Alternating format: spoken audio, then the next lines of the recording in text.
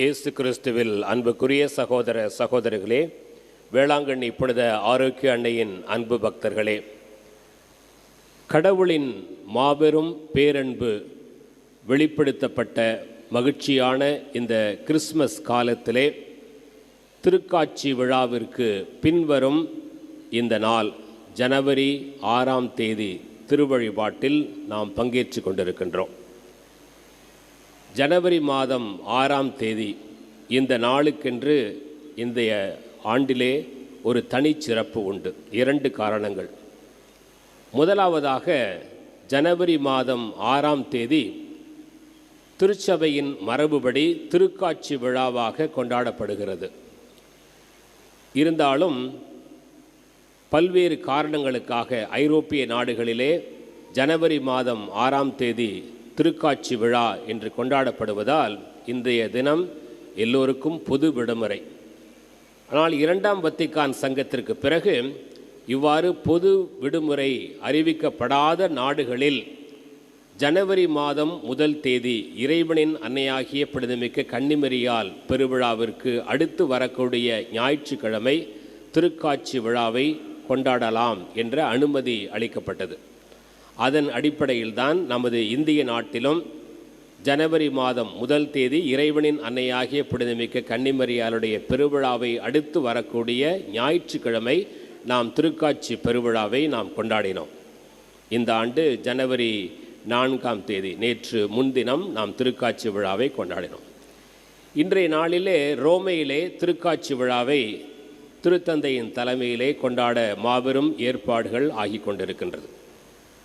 இந்த நாளுக்குரிய 2வது சிறப்பு, கடந்த ஆண்டு முழுவதும் 2025ஆம் ஆண்டு முழுவதும் இயேசு கிறிஸ்துவின் மீட்பின் 2025ஆம் ஜூபிலி ஆண்டாக நாம் கொண்டாடினோம்.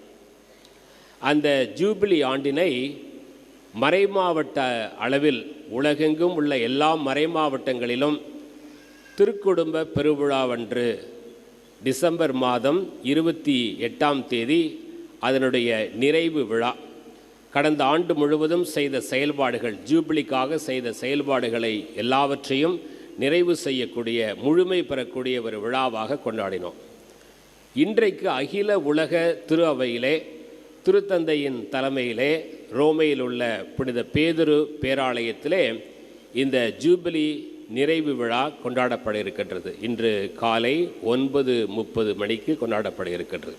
எனவே இந்த நாளுக்கென்று ஒரு தனிச்சிறப்பு. இந்த 2 காரணங்களுக்காக இந்த வாரம் முழுவதும் நாம் வாசிக்கக்கூடிய வாசகங்கள் கடவுளுடைய மாபெரும் அன்பை வெளிப்படுத்தக்கூடிய இறை வார்த்தை வாசகங்களாக நமக்கு வாசித்து காட்டப்படுகின்றது. இன்றைக்கு வாசிக்கப்பட்ட முதல் வாசகம் திருத்தூதர் யோவான் எழுதிய முதல் கடிதத்திலிருந்து எடுக்கப்பட்ட வாசகம். அன்பே கடவுளாக இருக்கிறார் என்பதை யோவான் உணர்ந்து எழுதுகிறார். யோவானுக்கு இது மிகவும் ஆழமான மிகவும் பிடித்த ஒரு கருத்து. ஏனென்றால் கடவுளின் அன்பை மிகவும் ஆழமாக அனுபவபூர்வமாக சுவைத்த திருத்தூதர்களில் புனித யோவானும் ஒருவர். எனவேதான் தமது நற்செய்தியிலும் கூட யோவான் நற்செய்தி 3ஆம் அதிகாரம் 16வது இறைவசனத்திலே, தம் மகனில் விசுவாசம் கொள்ளும் அனைவரும் முடிவில்லா வாழ்வு பெறும் பொருட்டு கடவுள் தம் ஒரே பேரான மகனையே அளிக்கும் அளவுக்கு இந்த உலகத்தின் மேல் அன்பு கூர்ந்தார் என்று கடவுளுடைய அன்பை மிகவும் இரத்தின சுருக்கமாக திருத்தூதர் யோவான் தமது நற்செய்தியிலே பதிவு செய்வதை நாம் வாசிக்கிறோம். அன்பே கடவுள், அதை பற்றிய வாசகங்கள். கடவுள் அன்பாக இருக்கிறார். அது வெறும் ஒரு அப்ஸ்ட்ராக்ட், ஏதோ ஒரு கொள்கை அளவில் மட்டுமல்ல. கடவுளுடைய அன்பு வெளிப்படுத்தப்படுகின்றது. அதை தான் இந்த நாட்களிலே நாம் கொண்டாடுகின்றோம். கடவுளுடைய அன்பு எல்லோருக்கும் உரியது. இயேசு கிறிஸ்துவனுடைய பிறப்பு ஏழைகளான இடையர்களுக்கு அறிவிக்கப்பட்டது. தங்களுக்கு சொல்லப்பட்டவாறே எல்லாம் நிகழ்ந்திருந்தது என்பதை அவர்கள் கண்டபொழுது பெருமகிழ்ச்சி அடைந்து கடவுளை போற்றி கொண்டே புகழ்ந்து சென்றார்கள் என்று லூக்கா நற்செய்தியிலே நாம் வாசிக்கின்றோம். அன்பை அவர்கள் சுவைத்தார்கள். கடவுளுடைய அன்பு ஏதோ மூடி மறைத்து வைக்கப்பட வேண்டிய ஒன்று அல்ல, எல்லோருக்கும் அறியச் செய்தார் ஆண்டவர். மத்தேயு நற்செய்தியிலே கடவுளுடைய இந்த மாபெரும் அன்பு புற இனத்தாருக்கும் அறிவிக்கப்பட்டது.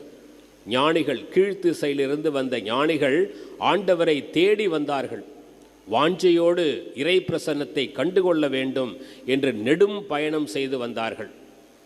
அவர்கள் ஆண்டவரை கண்டவுடன் மட்டில்லா பெருமகிழ்ச்சி அடைந்தார்கள் என்று மத்தேயு நற்செய்தியாளர் குறிப்பிடுகின்றார். இப்படியாக கடவுளுடைய அன்பு எங்கெல்லாம் வெளிப்படுகிறதோ அங்கெல்லாம் மட்டில்லா பெருமகிழ்ச்சி. ஆண்டவருடைய அன்பு யூதர்களுக்கு மட்டுமல்ல, இஸ்ராயல் மக்களுக்கு மட்டுமல்ல, எல்லா இனத்தவருக்கும் கடவுளுடைய அன்பு, மாபெரும் அன்பு வெளிப்படுத்தப்படுகிறது என்பதை தான் நாம் திருவிவிலியத்திலே வாசிக்கின்றோம். பழைய ஏற்பாட்டிலும் சரி, புதிய ஏற்பாட்டிலும். பழைய ஏற்பாட்டில் சொல்லப்பட்ட அந்த அன்பின் வெளிப்பாடுகள் எல்லாம் இயேசு கிறிஸ்துவில் முழுமையாக நிறைவேறுகிறது. எனவேதான் கடவுளுடைய அன்பு அவரது ஒரே பேரான மகனை இந்த உலகிற்கு அளிக்கும் அளவுக்கு கடவுள் உலகின் மேல் அன்பு கூர்ந்தார் என்று யோவான் எழுதுகிறார்.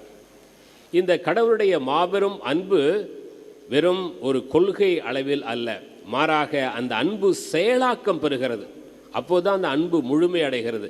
இல்லாட்டி நான் அன்பு செய்கிறேன் என்று சொன்னால் மட்டும் போதாது, வார்த்தைகளால் சொன்னால் மட்டும் போதாது, அது செயலாக்கம் பெறுகிறது. அதுதான் இன்னைக்கு நற்செய்தி.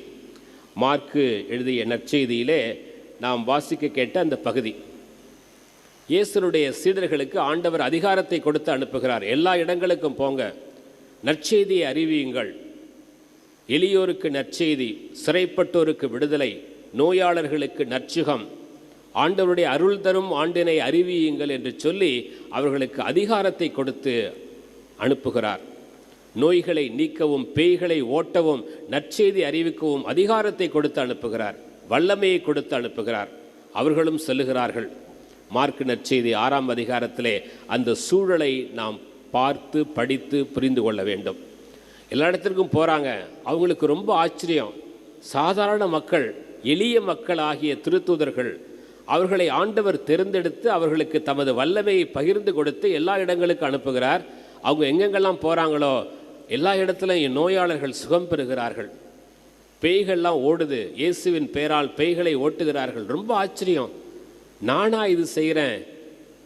அவர்களால் அதை ஜீரணித்து கொள்ள முடியவில்லை.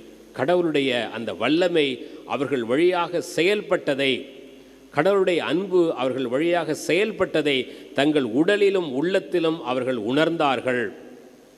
எனவே மகிழ்ச்சி ஒருபுறம், சோர்வு ஒருபுறம்.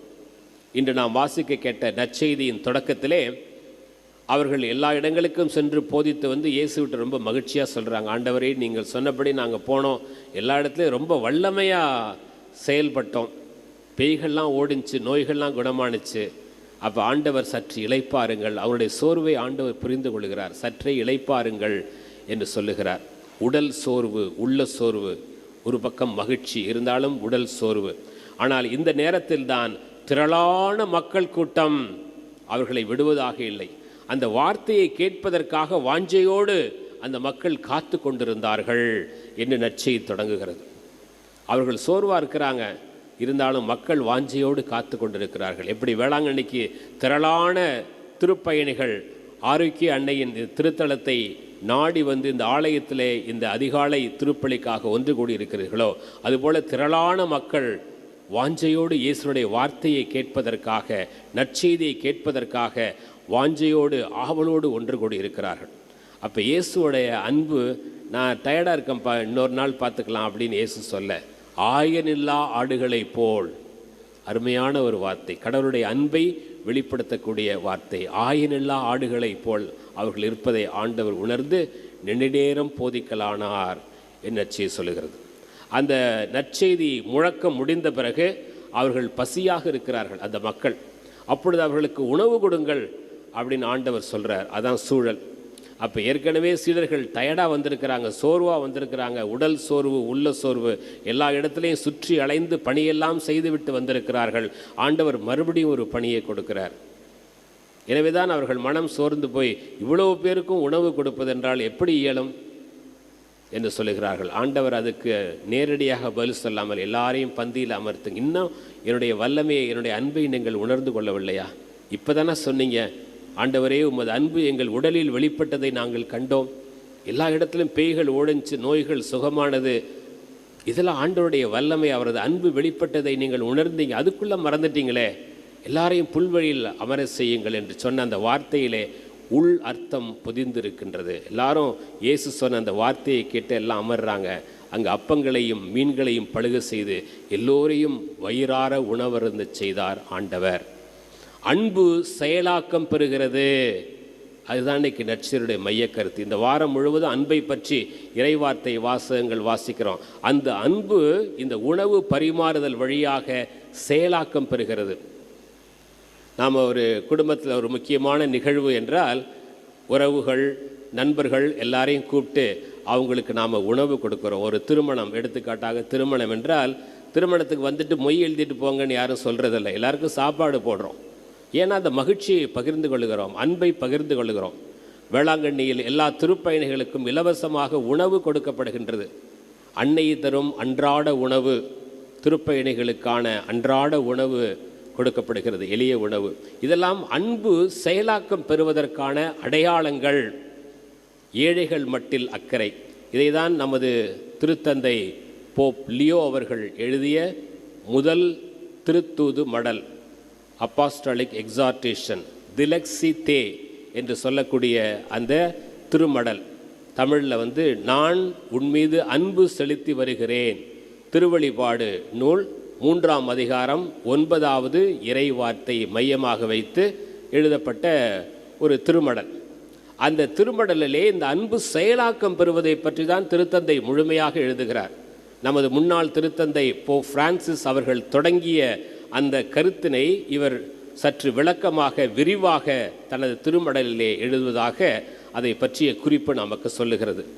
அந்த திருமடலிலே ஏழைகள் மட்டில் நாம் கொண்டிருக்கக்கூடிய அக்கறையானது ஏதோ ஒரு நாள் 2 உதவி செய்கிறோம் அப்படின்னு கிடையாது. இது நமது அடையாளமாக இருக்கிறது. ஏழைகளுக்கு உதவி செய்யவில்லை என்றால் கிறிஸ்தவன் என்கின்ற அடையாளத்தை நாம் இழந்து விடுகிறோம். ஆலயத்திற்கு வழிபடுகின்றோம், கடவுளுடைய அன்பை இந்த நற்கருணை அருட்சாதனத்திலே திருப்பலியிலே கொண்டாடுகின்றோம். ஆனால் இந்த அன்பு செயலாக்கம் பெறவில்லை என்றால் அந்த அன்பிற்கு பொருள் இல்லை. நாம் கொண்டாடக்கூடிய அன்பிற்கு பொருள் இல்லாமல் போகிறது. திருவழிபாடு நூல் 3ஆம் அதிகாரம் 9வது வசனம் திலக்ஸித்தே, அந்த திருமடலுடைய தலைப்பு, நான் உன்மீது அன்பு செலுத்தி வருகிறேன். அதற்கு அடுத்த வசனத்தை நாம் சேர்ந்து பார்த்தா அதனுடைய பொருள் நமக்கு நன்றாக புரியும். நான் உன்மீது அன்பு செலுத்தி வருகிறேன் என்பதை அறிய செய்வேன். கடவுள் சொல்றாருங்க, நான் உன்மீது அன்பு செலுத்தி வருகிறேன் என்பதை நான் அறிய செய்வேன். கடவுள் நம்மை அன்பு செய்கிறார் என்பது தெரியாதா நமக்கு? கடவுள் அன்பாயிருக்கிறார். அதுதான் யோவான் நற்செய்தி இன்றைக்கு முதல் வாசகம். கடவுள் அன்பானவர். ஆனால் கடவுள் என்ன சொல்கிறாரு?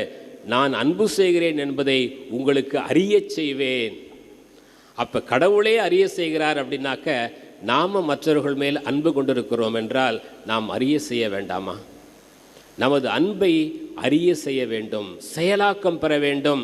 அன்பு உள்ளத்தில் மட்டும் இருந்தால் போதாது, அது செயல் வடிவம் பெற வேண்டும். எனவே தான் இந்த மாதம் முழுவதும் 2026ஆம் ஆண்டு புதிய ஆண்டை ஆண்டவர் நம்ம கொடையாக கொடுத்திருக்கிறார். ஆண்டவருக்கு நாம் நன்றி சொல்லுவோம்.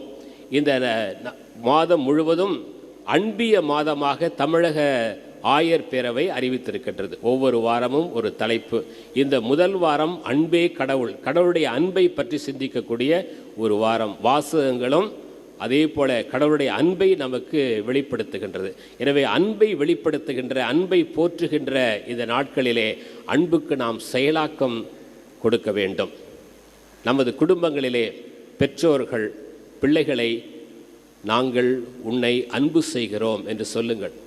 திட்டாதீங்க. அவங்க குறும்பு செஞ்சாலும் அவங்க தவறு செஞ்சாலும் அன்பினால் அவர்களை கண்டித்து திருத்துங்கள். நீ உருப்படவே மாட்ட, நீ நல்லாவே இருக்க மாட்ட அப்படின்னு பிள்ளைகளை சபிக்காதீர்கள். அந்த பையனை பாரு, அந்த பொண்ணை பாரு, எப்படி சூப்பராக படிக்கிறான், நீ வேஸ்ட்டு அப்படின்லாம் சொல்லவே சொல்லாதீங்க.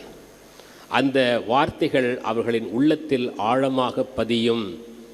ஒவ்வொரு சிறுவனும் சிறுமியும், ஒவ்வொரு ஆணும் பெண்ணும் அன்பை முதலில் சுவைக்கின்ற இடம் குடும்பம்தான். எனவே குடும்பத்தில் இன்று உங்கள் அன்பை அறிய செய்யுங்கள். அதுதான் இன்னைக்கு வாசகம். திருவழிபாடு 3ஆம் அதிகாரம் 9ஆம் அதிகாரம். பிள்ளைகளை வாழ்த்துங்கள். அவர்கள் தவறு செய்தால் அன்போடு அவர்களை கண்டியுங்கள். அதே போல் பிள்ளைகளே, எப்போது சொல்லியிருக்கீங்களா உங்கள் பெற்றோர்களை பார்த்து, நான் உங்களை அன்பு செய்கிறேன், I love you my dad, I love you my mom அப்படின்னு சொல்லியிருக்கீங்களா? சொல்லலை அப்படின்னா சொல்லுங்கள். நான் உங்களை அன்பு செய்கிறேன், அப்பா உங்களை நான் அன்பு செய்கிறேன், அம்மா உங்களை நான் அன்பு செய்கிறேன். வெட்கப்படுறோம், நம்ம நாட்டில் சொல்கிறதுக்கு வெட்கப்படுறோம். குடும்பத்தில் அந்த அன்பை போற்ற வேண்டும். உறவுகள், அண்ணன், அக்கா, தங்கை, தம்பி, இந்த உறவுகளை எப்போது நாம் சொல்லியிருக்கிறோமா? அந்த அன்பு செயலாக்கம் பெற வேண்டும்.